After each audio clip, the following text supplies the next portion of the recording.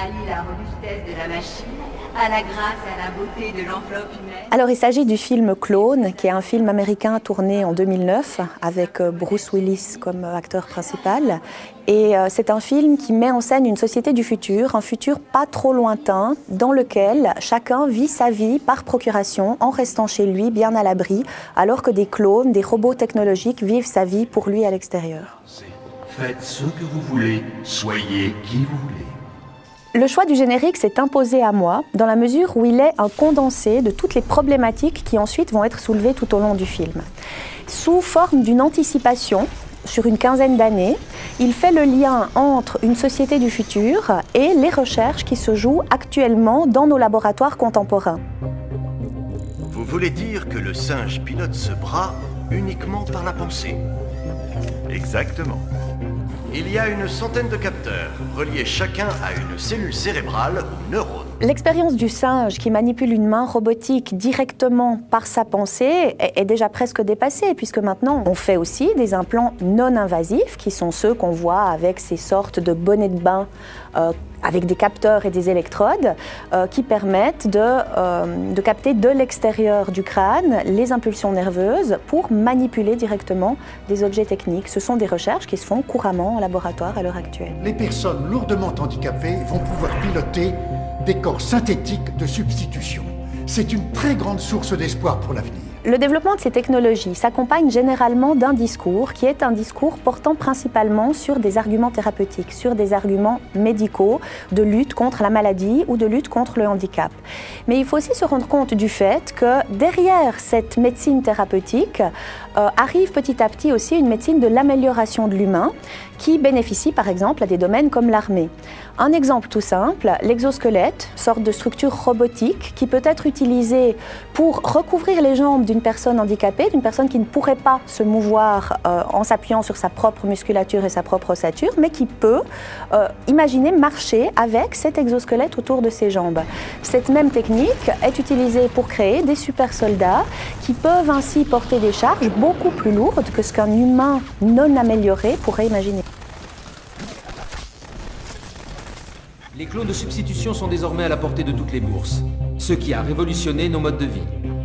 La possibilité de sortir de chez soi sans prendre le risque de tomber malade ou d'être blessé, d'avoir un physique idéal sans avoir recours au sport ou à la chirurgie esthétique. Peu à peu, ils deviendront comme tout le monde, ça c'est certain. Ce ne seront pas des êtres humains, mais ils feront partie de notre communauté. Là-dessus, il n'y a aucun doute pour moi. La Cour suprême a finalement statué à 5 voix contre 4 en faveur de la législation à l'usage des clones dans la vie courante. Dans une société dans laquelle on a un idéal de perfection qui est lié à la jeunesse, qui est lié à un certain modèle physique, on a des pratiques déjà actuellement qui vont dans la direction de ce qui est mis en scène dans le film. Finalement, entre la crème antirides et la chirurgie esthétique, la distance est peut-être la même qu'entre la chirurgie esthétique et le clone de substitution 10 ans plus jeune. Nous assistons à un événement d'une importance capitale, au niveau de l'humanité et de son évolution. Selon la société VSI, qui est le leader sur ce marché, plus de 98% de la population mondiale a recours aux clones de substitution dans tous les domaines de la vie quotidienne.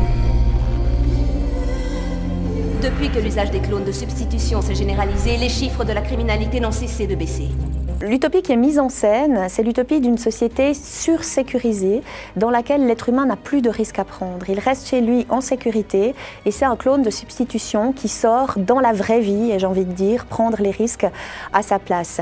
On a là un modèle poussé à peine un cran plus loin de ce qui existe déjà actuellement avec les avatars sur Internet. Finalement, le clone de substitution, à mes yeux, c'est un avatar rematérialisé dans la vraie vie, mais qui, au même titre qu'un avatar sur un site Internet, va vous représenter. Nous voilà devenus des créateurs.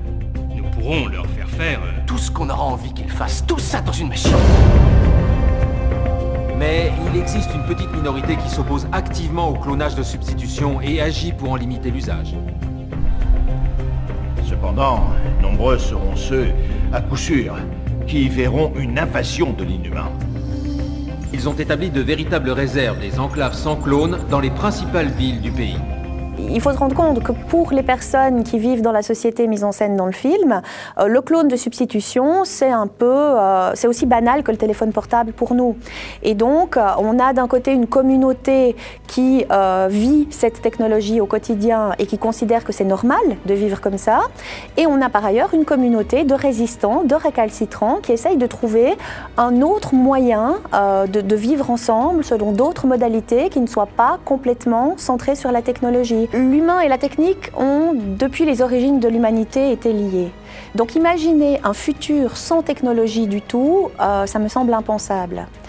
Un futur hyper technicisé comme celui qui est mis en scène dans le film, ça peut aussi être synonyme de scénario qui ne fait pas trop envie. Donc finalement, la question est, serons-nous capables de trouver une voie médiane dans notre rapport au développement technologique ?